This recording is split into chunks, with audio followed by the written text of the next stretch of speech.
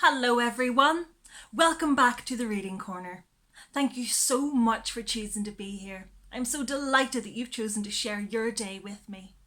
I hope that you're all well and you're all staying safe wherever you are. I am certainly sending you all of my best and brightest happy thoughts. Now this week on the Reading Corner, we are going to do something very, very special and very different to what we've done before.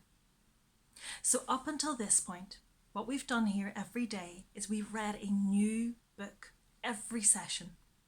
And that means by now, if you've been with me every day, we have covered over 50 books. That is an amazing achievement and I am so proud of you for that. But now we're going to move up a reading level.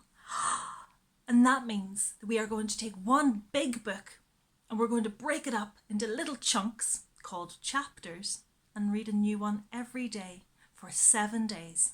That's every day this week. Can you guess what the book might be? I've given you a little clue from what I'm wearing. That's right. The book is Mary Poppins by P.L. Travers. And we have a lovely copy with beautiful drawings and pictures by Lauren Child.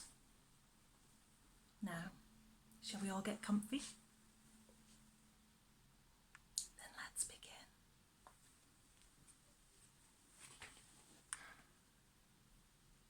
Chapter 1. If you want to find Cherry Tree Lane, all you have to do is ask the policeman at the crossroads.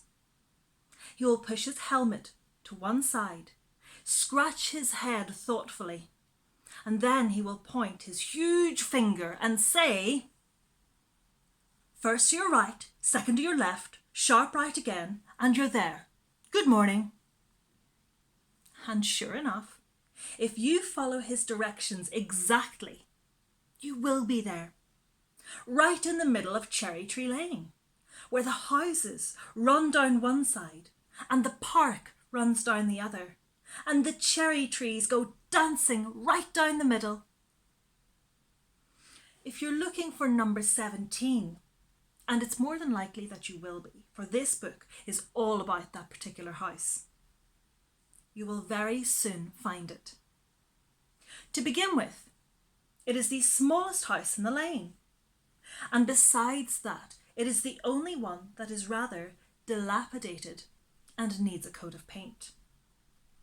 But Mr. Banks, who owns it, said to Mrs. Banks that she could have either a nice, clean, comfortable house or 4 children, but not both, for he couldn't afford it.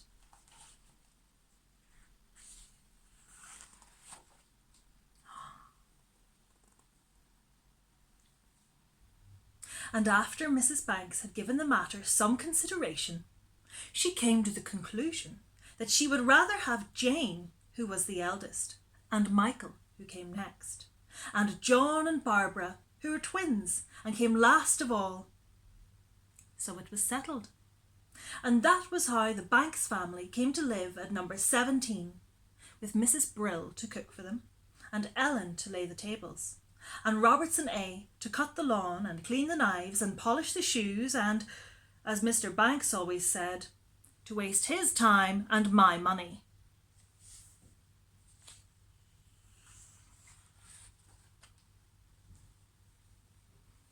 And of course, besides these, there was Katie Nana, who doesn't really deserve to come into the book at all, because at the time that I'm speaking of, she had just left number 17.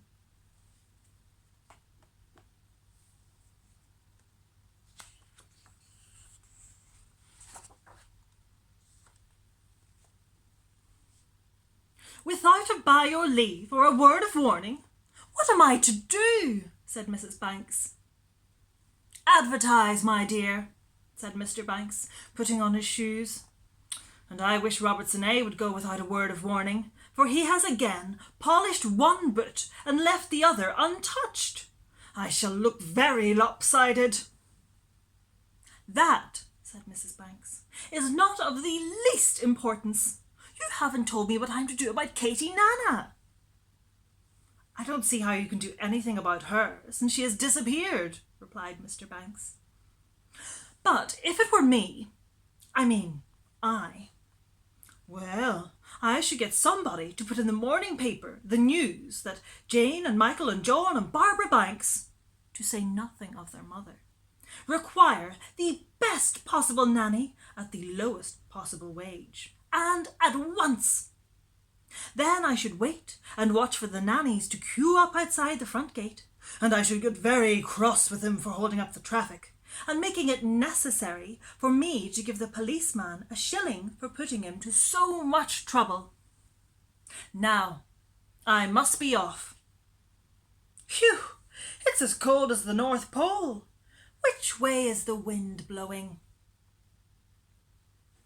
And as he said that, Mr. Banks popped his head out of the window and looked down the lane to Admiral Boom's house at the corner. This was the grandest house in the lane, and the lane was very proud of it, because it was built exactly like a ship. There was a flagstaff in the garden, and on the roof was a gilt weathercock shaped like a telescope. Ha! Said Mr. Banks, drawing in his head very quickly. Admiral's telescope says east wind. I thought as much. There is frost in my bones. I shall wear 2 overcoats. And he kissed his wife absent-mindedly on one side of her nose, and waved to the children and went away to the city. Now, the city was a place where Mr. Banks went every day, except Sundays, of course, and bank holidays. And while he was there, he sat on a large chair in front of a large desk and made money. All day long he worked, cutting out pennies and shillings and half-crowns and threepenny bits. And he brought them home with him in his little black bag. Sometimes he would give some to Jane and Michael for their money boxes. And when he couldn't spare any, he would say, "The bank is broken," and they would know he hadn't made much money that day. Well, Mr. Banks went off with his black bag, and Mrs. Banks went into the drawing room and sat there all day long, writing letters to the papers and begging them to send some nannies to her at once, as she was waiting. And upstairs in the nursery, Jane and Michael watched at the window and wondered who would come. They were glad Katie Nana had gone, for they never liked her. She was old and fat and smelt of barley water. Anything, they thought, would be better than Katie Nana, if not much better. When the afternoon began to die away behind the park, Mrs. Brill and Ellen came to give them their supper and to bath the twins. And after supper, Jane and Michael sat at the window, watching for Mr. Banks to come home, and listening to the sound of the east wind blowing through the naked branches of the cherry trees in the lane.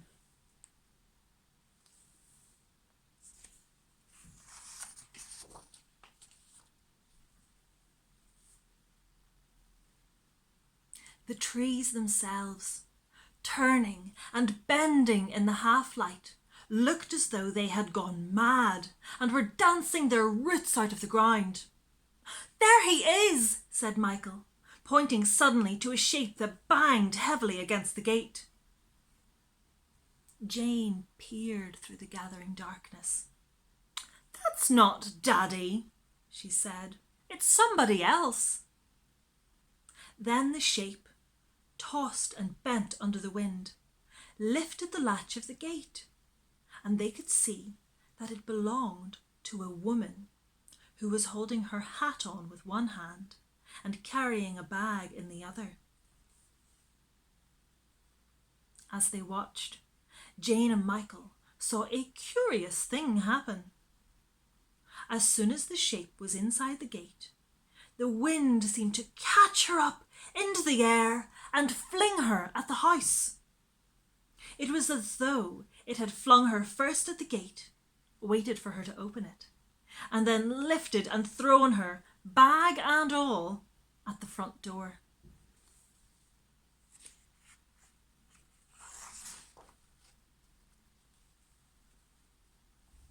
The watching children heard a terrific bang, and as she landed, the whole house shook. "How funny! I've never seen that happen before," said Michael. "Let's go and see who it is," said Jane. And taking Michael's arm, she drew him away from the window, through the nursery, and out onto the landing. From there, they always had a good view of anything that happened in the front hall. Presently, they saw their mother coming out of the drawing room, with a visitor following her. Jane and Michael could see that the newcomer had shiny black hair. "Rather like a wooden Dutch doll," whispered Jane, "and that she was thin, with large feet and hands, and small, rather peering blue eyes." "You'll find that they are very nice children," Mrs. Banks was saying. Michael's elbow gave a sharp dig at Jane's ribs.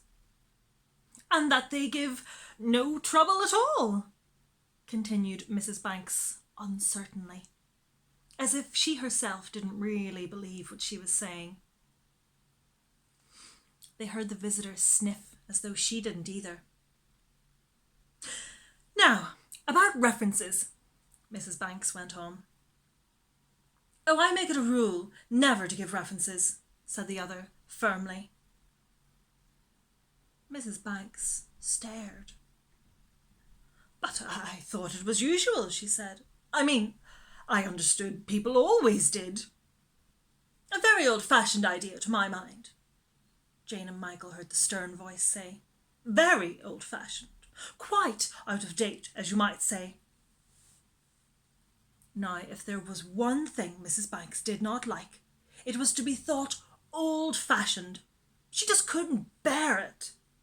So she said quickly, "Very well then, we won't bother you about them. I only asked, of course, in case you required it. The nursery is upstairs." And she led the way towards the staircase, talking all the time without stopping once. And because she was doing that, Mrs. Banks didn't notice what was happening behind her. But Jane and Michael, watching from the top landing, had an excellent view of the extraordinary thing the visitor now did.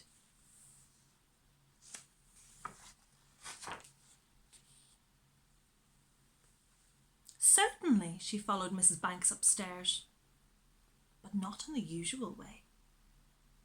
With her large bag in her hands, she slid gracefully up the banister and arrived at the landing at the same time as Mrs. Banks. Such a thing, Jane and Michael knew, had never been done before. Down, of course, for they had done it often themselves, but up, never. They gazed curiously at the strange new visitor. "Well, that's all settled then." A sigh of relief came from the children's mother. "Quite, as long as I'm satisfied," said the other, wiping her nose with a large red and white bandana handkerchief.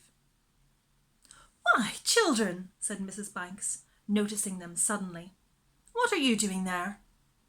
This is your new nurse, Mary Poppins. Jane, Michael, say how do you do. And these," she waved her hand at the babies in the cots, "are the twins." Mary Poppins regarded them steadily, looking from one to the other, as though she were making up her mind whether she liked them or not.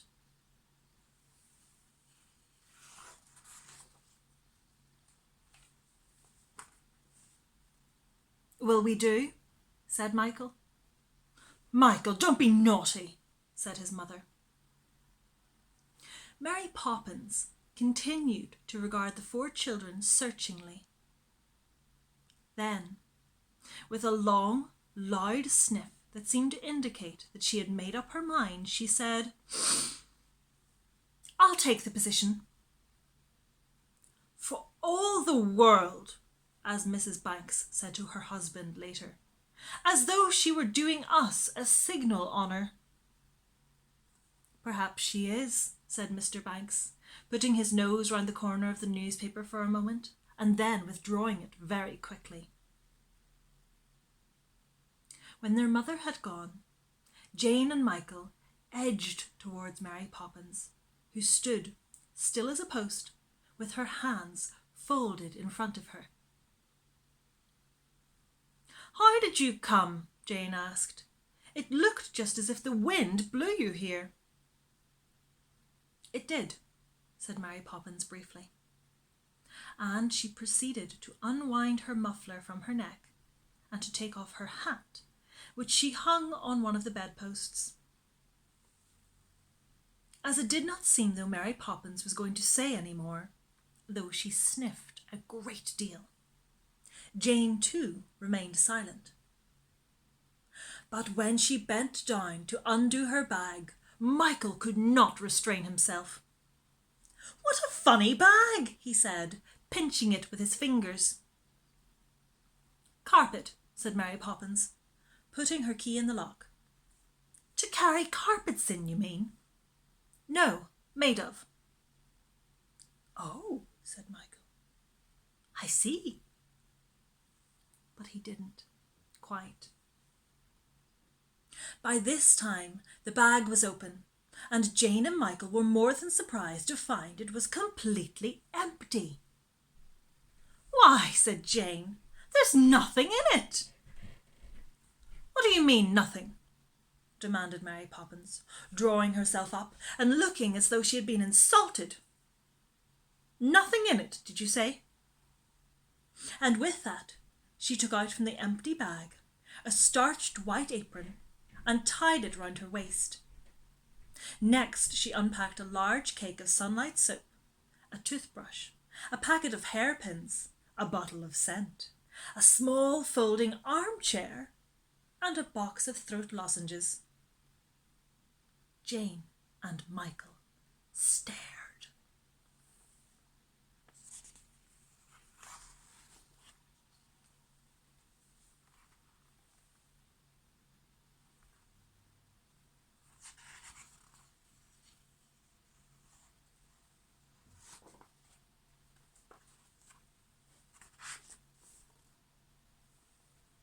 "But I saw," whispered Michael.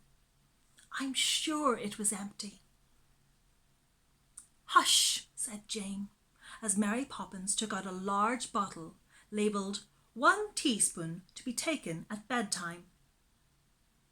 A spoon was attached to the neck of the bottle, and into this Mary Poppins poured a dark crimson fluid. "Is that your medicine?" inquired Michael, looking very interested. "No, yours," said Mary Poppins, holding out the spoon to him. Michael stared. He wrinkled up his nose. He began to protest. "I don't want it! I don't need it! I won't!"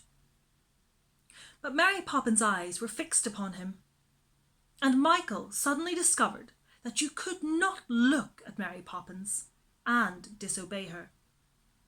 There was something strange and extraordinary about her, something that was frightening and at the same time most exciting. The spoon came nearer. He held his breath, shut his eyes, and gulped. A delicious taste ran round his mouth. He turned his tongue in it. He swallowed, and a happy smile ran round his face.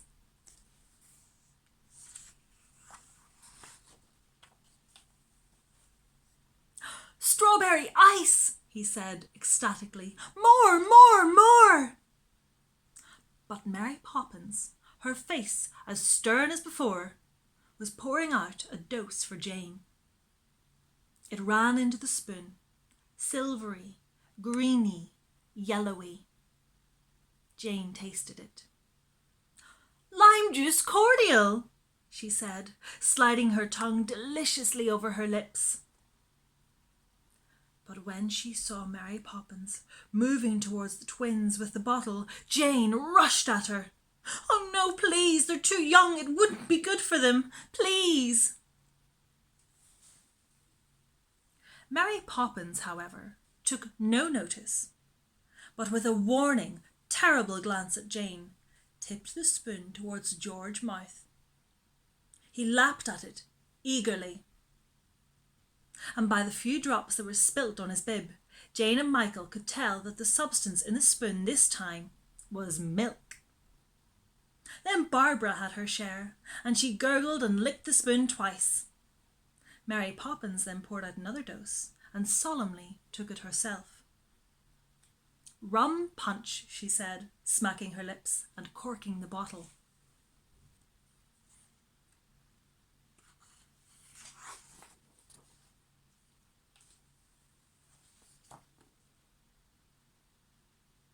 Jane's eyes and Michael's popped with astonishment. But they were not given much time to wonder, for Mary Poppins, having put the miraculous bottle on the mantelpiece, turned to them. Now, she said, spit spot into bed. And she began to undress them. They noticed that whereas buttons and hooks had needed all sorts of coaxing from Katie Nana, for Mary Poppins they flew apart almost at a look. In less than a minute they found themselves in bed and watching, by the dim light of the nightlight, the rest of Mary Poppins' unpacking being performed. From the carpet bag she took out 7 flannel nightgowns, 4 cotton ones, a pair of boots, a set of dominoes, 2 bathing caps, and a postcard album. Last of all came a folding camp bedstead with blankets and eiderdown complete, and this she set down between John's cot and Barbara's. Jane and Michael sat hugging themselves and watching. It was all so surprising that they could find nothing to say. But they knew, both of them, that something strange and wonderful had happened at number 17, Cherry Tree Lane. Mary Poppins, slipping into one of the flannel nightgowns over her head, began to undress underneath it as though it were a tent. Michael, charmed by this strange new arrival, unable to keep silent any longer, called to her. "Mary Poppins," he cried, "you'll never leave us, will you?" There was no reply from under the nightgown. Michael couldn't bear it. "You won't leave us, will you?" he called anxiously. Mary Poppins' head came out of the top of the nightgown. She looked very fierce. "One more word from that direction," she said threateningly, "and I'll call the policeman." "I was only saying," began Michael meekly, "that we hoped you wouldn't be going away soon." He stopped, feeling very red and confused.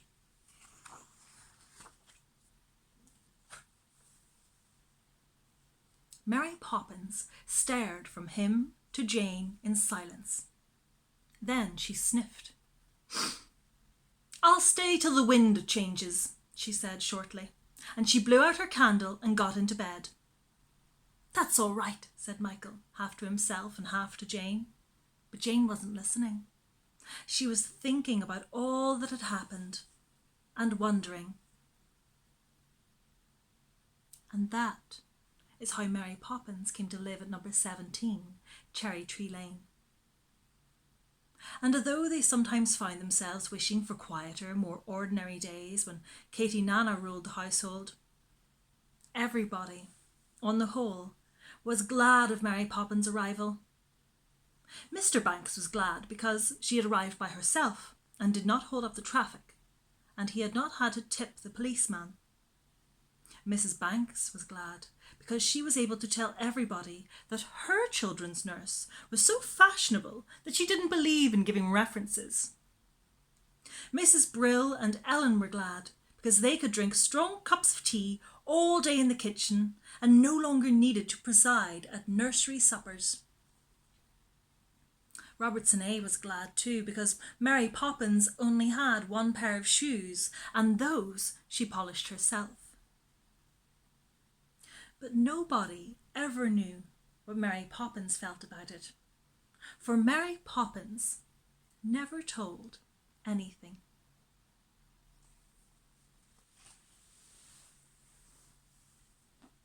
The end.